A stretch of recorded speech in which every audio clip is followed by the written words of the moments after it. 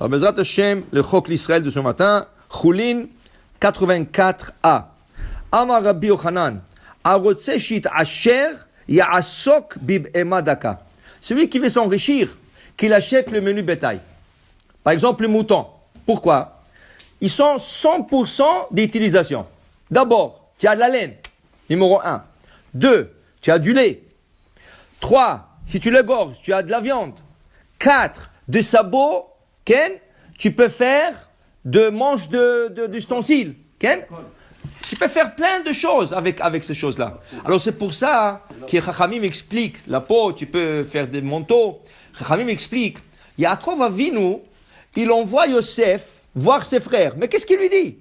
Il lui dit quelque chose de très intéressant, si on fait attention dans le mot de la Torah.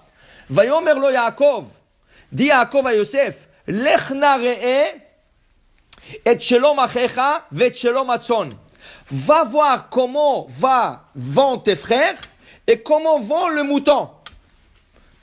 Comment ils vont le mouton?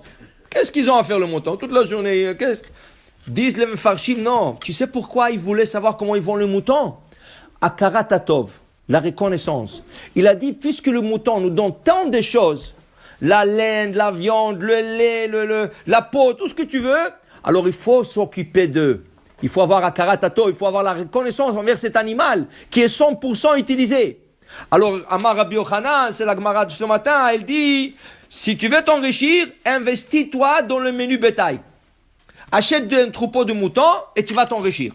Après, dire Amar Rabbi Yochanan, Mishiniach lo aviv ma'ot verotse la abedan. Dit Rabbi Yochanan, moi j'ai un autre conseil pour toi. Pas seulement comment t'enrichir. Je peux te donner un conseil comment perdre de l'argent. Et qu'est-ce que ça veut dire ça? Il nous donne un conseil comment perdre de l'argent? Non. De ce qu'il va te dire maintenant, tu vas comprendre qu'il faut faire le contraire. Ok? Alors comment? Arotse la abed ma'ot, c'est lui qui a un grand héritage de ses parents. Maintenant, il veut perdre cet argent, parce qu'il y en a qui, dès qu'ils ont un peu d'argent, ils perdent la tête. Ils commencent à voyager, à gaspiller, tout ça. Ils ont tout perdu. Alors, il dit ici, tu veux perdre de l'argent? Voilà. Il bâche klepishtan. Va t'acheter des habits en lin. Vishtamesh bikles chouchit. Va t'acheter des ustensiles en verre. De l'époque, qui était très fragile. Viskor po'alim.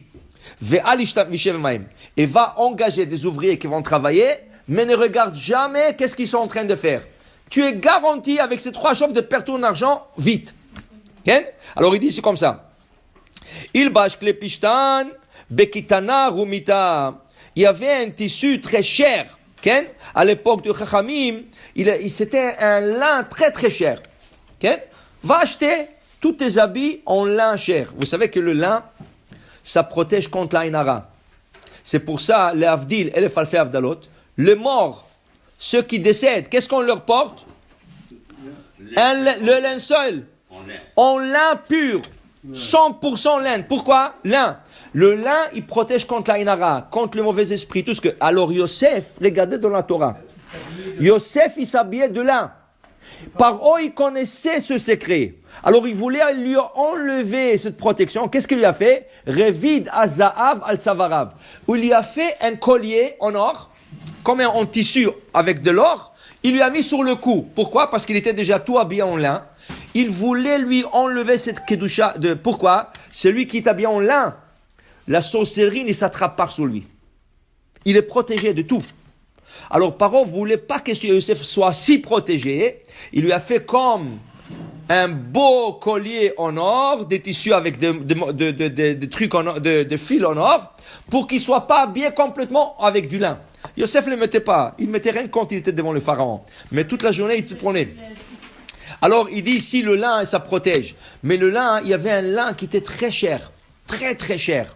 Ok? Amen. Alors, il dit ici, achète ce tissu en lin, ou en soie, ou en n'importe quoi, et tu vas perdre de l'argent rien qu'en achetant des habits. Tu investis dans les habits. Les habits, ça s'use. Okay? Ça s'use. Ils ont fait un reportage. Le plus riche homme au monde, il s'habille avec un jeans de $30. Et les hommes pauvres, ils s'habillent avec un jeans de $200. Le riche, il ne s'habille pas avec un jeans cher. Et en plus de ça, il y a des trous dans les jeans. Tu payes même pour le trou. Eux, ils font des trous et toi, tu payes pour le trou. Et après des chemises, ils achètent des t-shirts de 5, 10 dollars. Les autres, ils achètent des t-shirts 100 dollars, 200 dollars. Ils ont fait une comparaison sur le marché. Alors, il dit ici, ne t'investis pas dans les habits. Il faut que les habits soient propres et beaux, mais il ne faut pas trop investir dans ça. Après, il te dit ici, Kles Ruchit, pourquoi? Bezugita Chavirta, à l'époque du Talmud, le verre, le matériau verre était tout neuf. Alors, ce n'était pas comme aujourd'hui qu'il y a des verres qui sont résistants au chaud et tout ça, s'ils tombent, ils ne se cassent pas, comme le Pyrex, Acropal, tout ça. Alors, dès que tu touchais le verre, il se cassait. Si tu achètes tout en verre, tu es garanti, en bout de quelques temps, tout va se casser et tu as perdu ton argent. Et la troisième des choses, il te dit ici, Rabbi Yochanan, va engager des ouvriers et ne t'assois pas avec eux. Par exemple, tu as un champ, va engager 20 personnes qui vont travailler et ne regarde pas qu'est-ce qu'ils font. Ils travaillent pas, ils volent pas. Des employés, tu as besoin d'être derrière. Qui veut dire, rien que voir. Tu n'as pas besoin de leur harceler laisse-leur travailler, mais surveille. Surveille, qu'est-ce qu'ils sont en train de faire? Alors il dit ici, Mishum Pseda. Pourquoi? Pour ne pas perdre Chas v'Shalom. Après il dit ici, la Gemara continue. La Gemara continue. Elle dit, puisqu'on parle de richesse, comment devenir riche?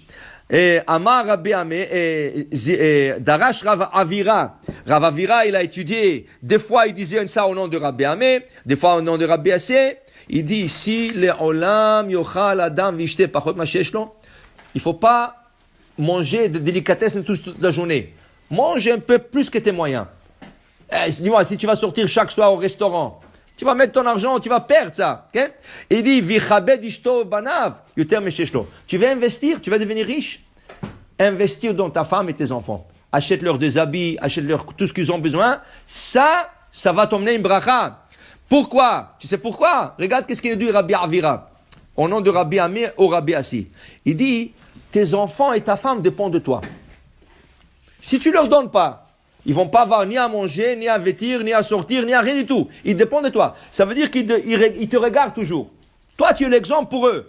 Et toi, tu es comme, tu c'est celui qui leur nourrit, celui qui leur donne l'argent. Vehu, mais toi, de qui tu dépends? Taloui bimisha amar vaya olam. Tu dépends d'Hachem. Hachem te dit, moi je vais voir comment tu t'occupes de ta femme et tes enfants. Tu t'occupes bien de ta femme et tes enfants, je m'occuperai de toi. Tu négliges ta femme et tes enfants, je te négligerai. Alors tu veux devenir riche. La ségoula, occupe-toi de ta femme et tes enfants. Il ne faut pas exagérer non plus. Mais pour dire, si tu t'occupes bien avec respect et tout ce qu'ils ont besoin, Hachem te donnera aussi tout ce que toi tu as besoin. Baruch Adonai le'olam, Amen ve Amen.